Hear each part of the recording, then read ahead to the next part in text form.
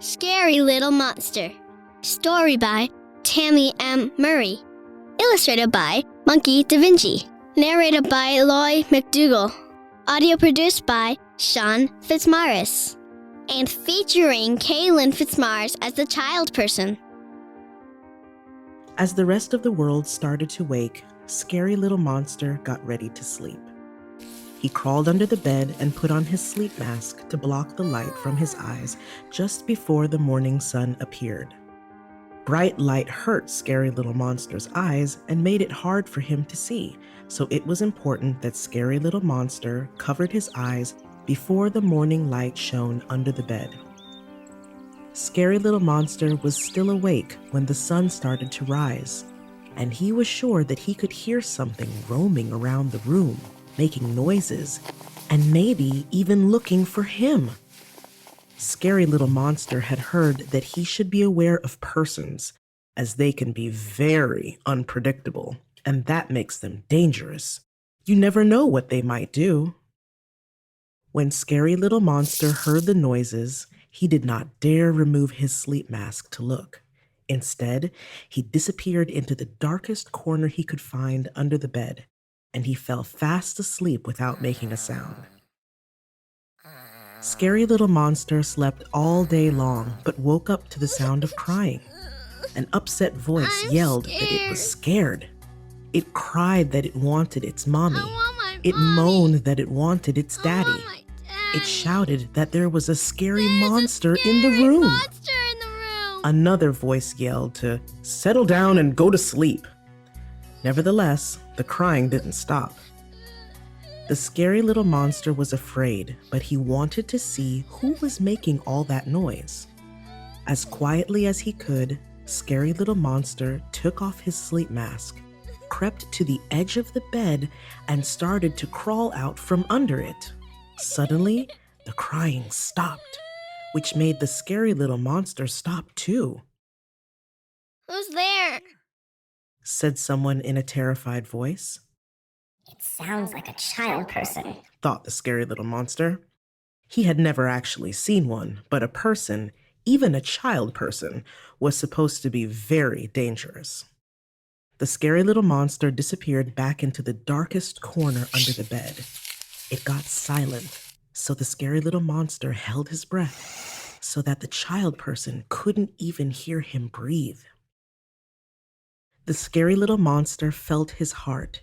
It seemed to be beating as loud as a drum, and the Scary Little Monster thought that surely the child person would be able to hear his pounding heart and find him.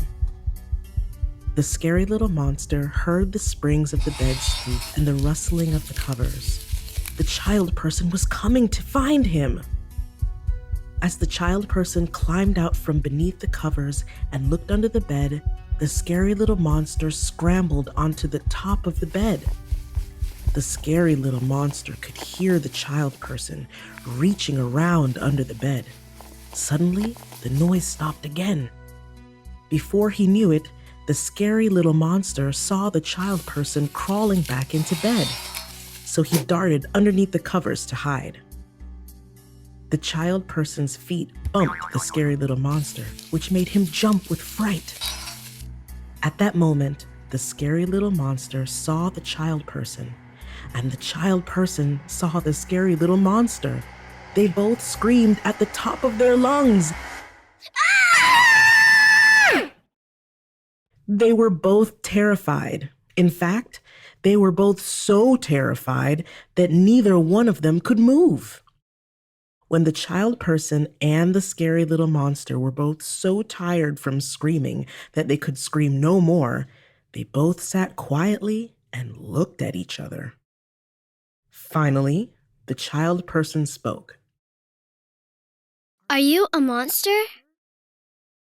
The Scary Little Monster thought it was only polite that he should answer, so in an apprehensive voice, he replied, Yes, I am.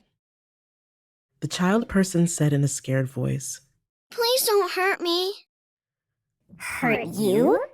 Why would I hurt you? inquired a puzzled Scary Little Monster. Well, isn't that what monsters do?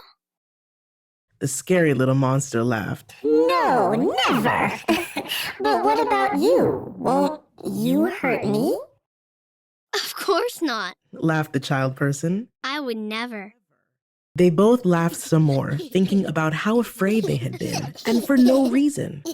When they finally stopped laughing, the child person asked, Why do you think I'd hurt you?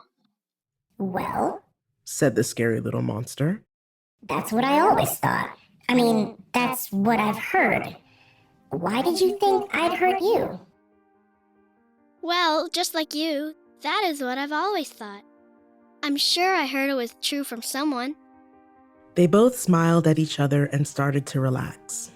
The child person and the scary little monster spoke for a very long time, asking many questions about each other.